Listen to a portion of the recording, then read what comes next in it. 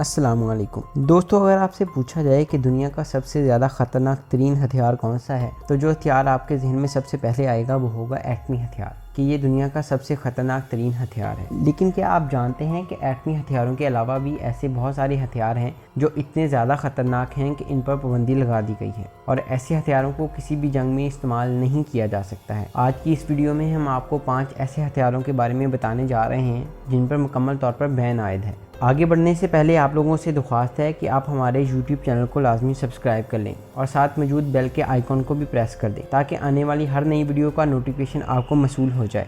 सबसे पहले तो आपको ये मालूम होना चाहिए कि इन हथियारों पर पाबंदी किसकी तरफ से लगाई जाती है। तो दोस्तों, इन अनफेयर वेपन्स पर पाबंदी लगाने का काम जेनेवा कन्वेंशन करती है। ये तंजीम जंग में होने वाले मामला, जंग बंदी और इंटरनेशनल वेपन सिस्टम पर नज़र रखती है। दोस्तों, वो पहला वेपन जिस पर मुकम्मल तौर पर पाबंदी आयद है उसका नाम है ब्लाइंडिंग लेज़र वेपन। जी हाँ, ये एक ऐसा हथियार है जो इंसान को हमेशा के लिए अंधा बना सकता है और इस तरह के हथियारों को 1980 कन्वेंशन के प्रोटोकॉल नंबर 4 के तहत बैन किया गया है और इस प्रोटोकॉल के तहत ऐसे तमाम हथियारों पर पाबंदी आयद है जो किसी को भी हमेशा के लिए अंधा बना सकते हैं। आप सोच रहे होंगे कि ऐसे हथियार वाकई में मौजूद हैं जो इंसान को हमेशा के लिए अंधा बना सकते हैं। तो जी हाँ, 2014 में एक रिपोर्ट जारी हुई थी जिससे ये पता चला था कि अमेरिका के पास ऐसे कई सारे लेजर्स मौजूद हैं जो इंसान को हमेशा के लिए अंधा बना सकते हैं, लेकिन अमेरिका इनका इस्तेमाल इंसान को अंधा बनाने के लिए नहीं करता है। इसके बाद चीन के बारे में भी खबर फैली थी कि इसके पास भी लेजर ब्लाइंडिंग जैसी टेक्नोलॉजी मौजूद है। ऐसे हथियारों को आज तक किसी भी सोल्जर के ऊपर इस्तेमाल नहीं किया गया है और इनके इस्तेमाल पर मुकम्मल तौर पर पाबंदी आयद है। इस लिस्ट में दूसरे नंबर पर जो हथियार है इसका नाम है फ्लेम थ्रोवर्स। दोस्तों, इस तरह के हथियारों को आपने बहुत सी मूवीज और गेम्स में जरूर देखा होगा। इनको आग लगाने वाला हथियार भी कहा जाता है और इन हथियारों को जंग में इस्तेमाल करने पर पाबंदी आयद है। इस पर पूरे तरीके से पाबंदी नहीं लगाई गई है, लेकिन ये डिपेंड करता है कि आप इस हथियार का इस्तेमाल किस इरादे से कर रहे हैं। जैसा कि अगर आप इस हथियार का इस्तेमाल किसी घर को जलाने या इसके अंदर मौजूद लोगों को जलाने के लिए कर रहे हैं तो इस पर पाबंदी आयद है।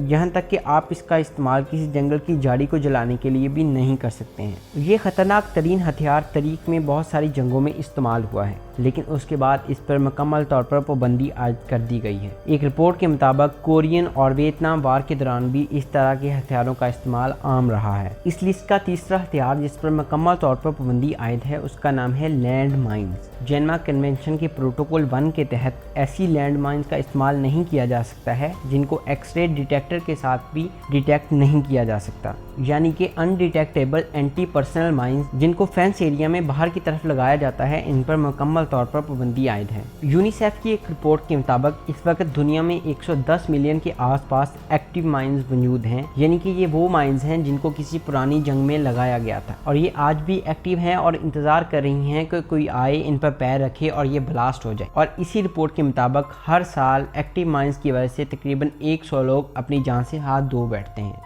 इसलिए ऐसी अनडिटेक्टेबल एक्टिव माइंस पर मुकम्मल तौर पर पाबंदी आयद कर दी गई थी, लेकिन अभी भी कई ममालिक इनको इस्तेमाल करते हैं क्योंकि चाइना, रूस और अमेरिका की तरफ से इसका बिल मुकम्मल तौर पर पास नहीं किया गया है। इस लिस्ट का चौथा हथियार जिस पर मुकम्मल तौर पर पाबंदी आयद है वो है स्पाइक पिट्स। ये सुनने और देखने में काफ़ी पुराना लगता है और आपको भी ये लग रहा होगा कि इसका इस्तेमाल बहुत पहले किया जाता था, लेकिन आपको ये बता दें कि इसका इस्तेमाल वियतनाम वार में भी हुआ है और 1979 के प्रोटोकॉल के तहत इस पर मुकम्मल तौर पर पाबंदी आयद है। इस हथियार को इस्तेमाल करने का तरीका ये था कि पहले ज़मीन में एक गड्ढा खोदा जाता था और बाद में इसको नकीली चीज़ों के साथ भर दिया जाता था और बाद में इसको इस तरह कवर कर दिया जाता था कि ये दिखाई ना दे, और जब कोई भी गिरोह इस पर पैर रखता था तो वो इस गड्ढे में गिर जाता था और गड्ढे में मौजूद नकीली चीज़ें इसके जिस्म में समा जाती थी। इससे इस शख्स की मौत तो नहीं बाकिया होती थी, लेकिन इससे दर्द बहुत ज़्यादा होता था और कई बार इसे इन्फेक्शन फैलने का डर भी रहता था। जंग में इस हथियार का इस्तेमाल खास तौर पर दुश्मन की फौज की रफ्तार को कम करने के लिए किया जाता था। इस लिस्ट में नंबर 5 पर जो हथियार है जिस पर मुकम्मल तौर पर पाबंदी आयद है इसका नाम है मस्टर्ड गैस। ये एक ऐसी गैस है जिसका असर बेहद ख़राब होता है। माजी में इस तरह की गैसों का इस्तेमाल जंगों में बेहद रहा है। मस्टर्ड गैस एक ऐसी गैस है जो किसी को भी अंधा बना सकती है, किसी भी इंसान की स्किन को मुकम्मल तौर पर जला सकती है और लंग्स को भी बुरी तरह मुतासर कर सकती है। अगर कोई शख्स मस्टर्ड गैस के हसार में ज़्यादा देर रहता है तो इससे इसकी मौत भी واقع ہو جاتی ہیں۔